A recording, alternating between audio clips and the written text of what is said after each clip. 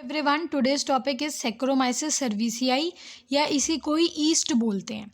Very very important point about this कि ये single unicellular fungi होती है, क्योंकि वैसे आपको पता है कि जितनी भी फंगी है वो सारी मल्टी सेलुलर है, but this is the only one which is unicellular.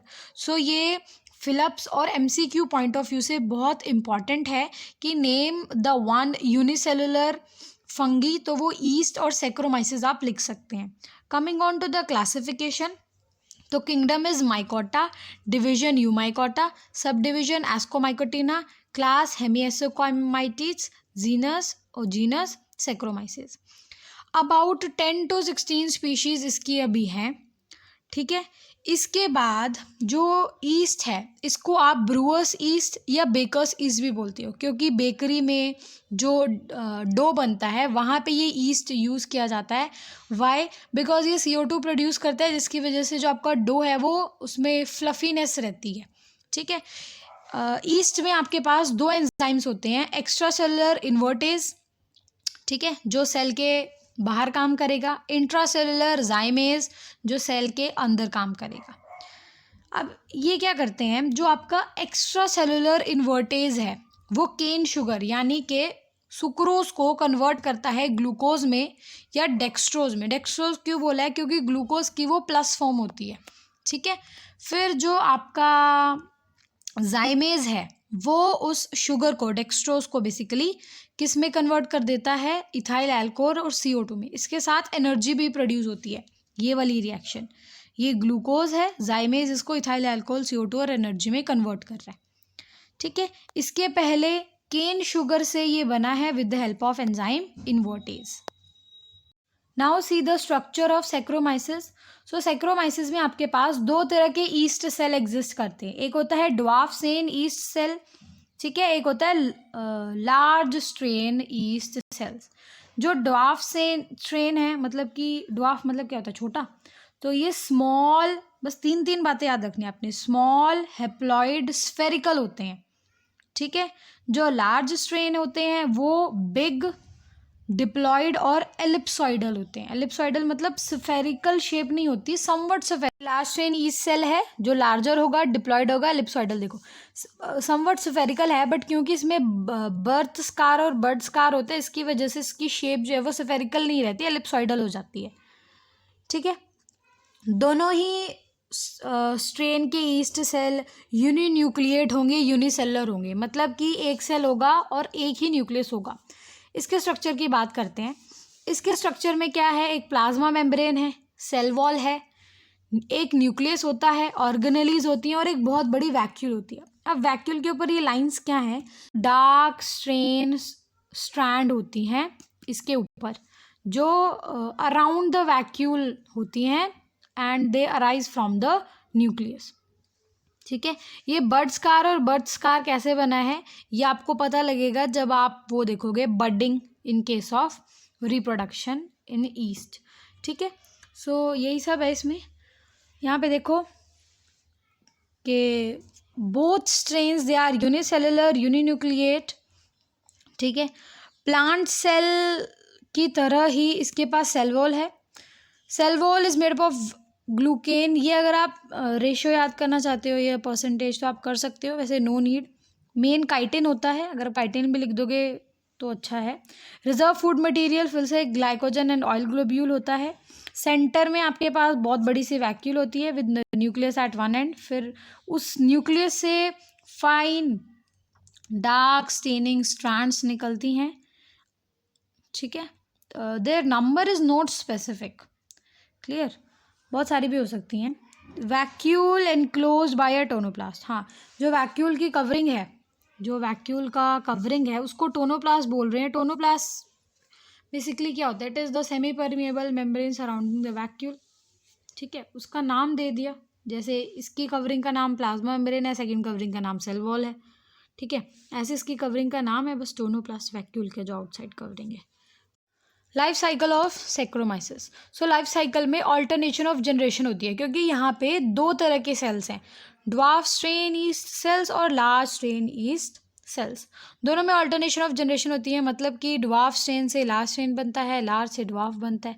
ठीक है, जो ड्वार्फ स्ट्रेन है वो हैलो फेस को या गेमिटोफाइट फेस को रिप्रेजेंट कर रही है, जबकि जो लार्ज स्ट्रेन है वो डिप्लो फेस को या स्पोरोफाइट फेस को रिप्रेजेंट कर रही है। रिप्रोडक्शन जो है वो दो मीन्स से होती है, वेजिटेटिव में भी फ्यूजन और बडिंग, और सेक्सुअल में आपके पास हैप्लोबायोटिक, डिप्लोबायोटिक, हैप्लोडिप्लोबायोटिक। ठीक है, वेजिटेटिव रिप्रोडक्शन जो होता है वो फेवरेबल कंडीशंस में होता है, सेक्सुअल रिप्रोडक्शन जो होता है वो अनफेवरेबल कंडीशंस में होता है। Coming on to this vegetative reproduction in case of yeast, so इसमें बडिंग और फ्यूजन होती है।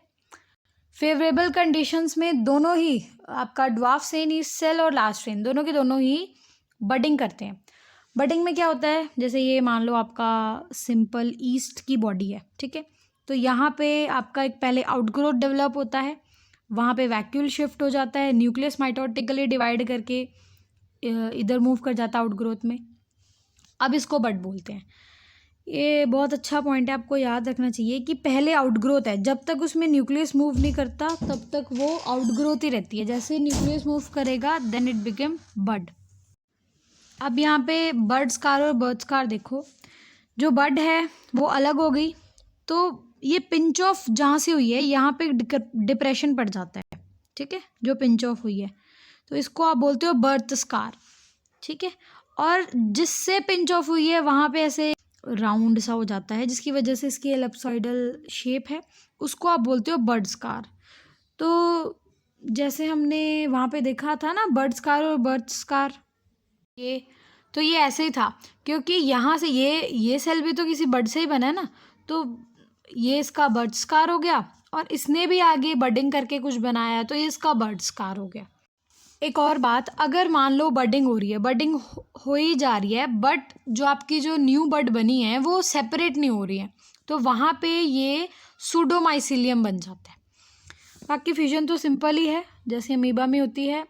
ये आपका एक ईस्ट है, वहाँ पे न्यूक्लियस डिवाइड किया, वैक्यूल डिवाइड की, फिर साइटोप्लाज्म डिवाइड, आपने याद रखना है।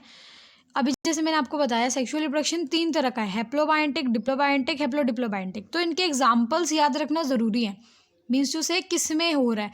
जैसे हैप्लोडिप्लोबायोटिक जो हम पढ़ रहे हैं सेक्रोमाइसिस सर्विसियाई, पढ़ना हमने तीनों ही है, बट इसके अलावा हैप्लोबायोटिक जो है वो सेक्रोमाइसिस ऑक्टोस्पोरस में होता है, डिप्लोबायोटिक सेक्रोमाइसिस जुडिविगी में होता है। ठीक है, coming on to this haplobiontic cycle. ठीक है, तो ये सेक्सुअल रिप्रोडक्शन में आता है फर्स्ट हैप्लोबायोटिक साइकिल। आपको पता है सेक्सुअल रिप्रोडक्शन जो है वो अनफेवरेबल कंडीशंस में होगा, तो हैप्लोबायोटिक साइकिल का क्या मतलब है, जैसे दिस इज़ योर हैप्लोबायोटिक साइकिल, इसका क्या मतलब है कि मोस्ट ऑफ द टाइम जो आपका सेक्रोमाइसिस है वो हैप्लॉइड फेस में रहने वाला है, एंड जब फ्यूजन होके जायगोट बनता है सिर्फ उस टाइम पे ये डिप्लॉयड होता है, बाकी सारी लाइफ साइकिल में हैप्लॉइड फेस में ही बिताता है। जो वेजिटेटिव सेल्स होते हैं वो हैप्लॉइड होते हैं and they behave as gametangia. ठीक है, अब डायग्राम देखो, जैसे ये आपका एक गैमेटेंजिया, एक वेजिटेटिव सेल है, हम यहाँ से शुरू कर रहे हैं फिर ये वापस यहीं ख़त्म करेंगे। तो अभी एक वेजिटेटिव सेल है, एक गैमेटेंजिया है, ऐसे 2 गैमेटेंजिया आपस में फ्यूज़ करेंगे। ठीक है, अभी ये देखो, ये एक है, इसने कॉपुलेशन ट्यूब बनाई और फिर ये 2 फ्यूज़ करेंगे, फ्यूज़ करके इन्होंने डिप्लॉयड बॉडी बनाई। अभी ये सारा हैप्लॉइड ही है, अभी ये फ्यूज़ करेंगे और इन्होंने डिप्लॉयड बॉडी बनाई या जाइगोट बनाया विच इज़ ऑफ 2n। अब यहाँ पे क्या होगा, ये जो जाइगोट है पहले मियोसिस करेगा फिर माइटोसिस करेगा।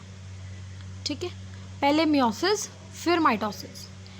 ऐसा क्यों किया, तो ऐसा इसलिए किया क्योंकि हमें जो नंबर है वो हाफ करना है ना, 2n नहीं रखना है हमें, हैप्लोबायोटिक साइकिल है, हमें n करना है, तो इसलिए पहले मियोसिस हुई।